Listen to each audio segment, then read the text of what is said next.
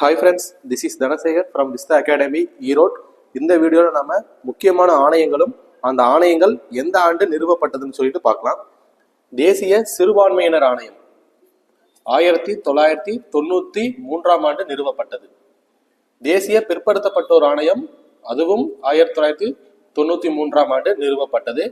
தேசிய தாழ்த்தப்பட்டோர் ஆணையம் 2003 ஆண்டு நிறுவப்பட்டது. தேசிய பழங்குடியினர் ஆணையம் அதுவும் 2003 ஆண்டு நிறுவப்பட்டது. தேசிய மனித உரிமைகள் ஆணையம் 1993 ஆண்டு நிறுவப்பட்டது. தேசிய பெண்கள் ஆணையம் 1992 ஆண்டு நிறுவப்பட்டது.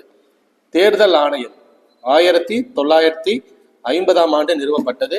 திட்டக்குழு 1950 ஆண்டு நிறுவப்பட்டது.